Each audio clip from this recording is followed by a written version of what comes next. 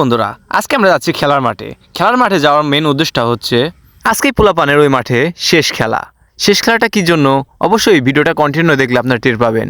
এখন বাজে বিকেল 5:45। আমি গোসল টোসল করে খেলার মাঠে যাওয়ার উদ্দেশ্যে রওনা দিলাম। খেলার মাঠে যাওয়ার সময় আমার সামনে যে ভিউগুলো চোখে পড়ে তা আপনাদের সাথে আমি শেয়ার করলাম। ব্যক্তিগতভাবে আমার বিকালবেলার এই ভিউটা অনেক অনেক ভালো লাগে। আমি খেলার মাঠে এসে দেখি ইতিমধ্যে খেলা 20 থেকে 30 মিনিট অতিবাহিত হয়ে গেছে। একটা জিনিস আমার ভালো লাগলো, খেলার মাঠে এসে দেখি দর্শকে মাঠ পরিপূর্ণ ছিল। দর্শকের থেকে আমি একটা ইন্টারভিউ নিয়ে আসি। তো আমি খেলার দর্শকের কাছ থেকে অনুভূতি জানবো এই খেলা বিষয়টা। যাই হোক, তোমার কেমন অনুভূতি এই খেলা? অনুভূতি খুবই ঐতিহাসিক, কারণ কাতলি একটি গোল খেয়েছে। এটা কেমন খেলা হচ্ছে? কোন দল খেলা হচ্ছে এখানে? কাতলি বনাম মশাগাড়ি। যাই হোক, আপনার অনুভূতি কি খেলা দেখে? কাতলি গেম খেয়ে গেছে। আপনার কোনো অনুভূতি নাই, অনুভূতি জন্ম নেয়নি। কেন আমি যখন বলবো আপনার বাসা তো মুশাগাড়িতে। হ্যাঁ, যাই হোক, কাতলি একটা গোল খেয়েছে, এতে এই মাত্র জানলাম যে মুশাগারি বলে গোল দিছে। হ্যাঁ, মশাগাড়ি গোল দিচ্ছে। যাই হোক, আপনার কোনো রকম অনুভূতি নাই খেলা দেখে? এখন ভালো লাগতেছে। যাই হোক, পরিবেশ ঠান্ডা পরিবেশ, এক ভাইসে রমজান আছে এখানে। তোমার অনুভূতি কি? তুমি তো নাম্বার 1 দর্শক এখানকার, কিন্তু তুমি এখানে দেখছি ব্যাগ নিয়ে এসে বসে আছো। তোমাকে কি খেলা নেয় নাই? লোক সংখ্যা বেশি নাকি আনফিট? তুমি আনফিট। এই যে ছোট ভাই আছে এখানে, তোমার অনুভূতি কি? এই তোমাকে খেলা নেয় না এখানে? খেলা মানে উঠে আইছি।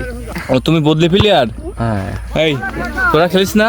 না খেলিনি, কালকে খেলে আইলি। এই যে আইংল্যান্ড আছে, এরা বাস ছোট টিমের, তো এরা দর্শক হিসাবে। এই তোকে নেয় নাই খেলা আজকে? না না খেলা না। কি চলে হাত কেন? তুই তোর তো বাসা কাতলি, তাই না? গোল একটা খাইছিস।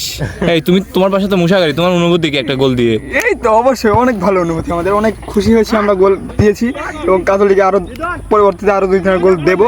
তোমার অনুভূতি, তুমি কি এই দলের মুশাগারি দলের কোচার? আমি হচ্ছে মুশাগারি দলের একজন প্রকৃত সাপোর্টার। যাই হোক, এই আমাদের তোমার বাসা তো ঢাকাতে না? তুমি কি কবে আইছো এখানে? খেলা দেখে তোমার কেমন লাগতেছে? ভালো লাগতেছে অবশ্যই। দর্শকের অনুমতি, খুব কড়া অনুভূতি। এখানে দেখছি খেলা তো কঠিন খেলা হচ্ছে, ডিফেন্স তো মারাত্মক। যাই হোক, যেহেতু এলাকায় কোনো মাঠ নাই, এই যে খেত, হয়তো 2-1 দিনের মধ্যেই এটা চাষ দিবে।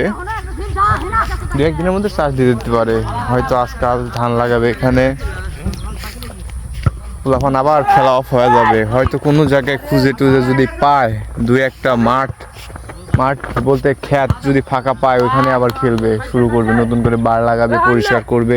বিশ্বাস করবেন না, এই মাঠে যে পরিমাণ এখানে ঢেল ছিল, সব ঢেলগুলো তারা পরিষ্কার করছে।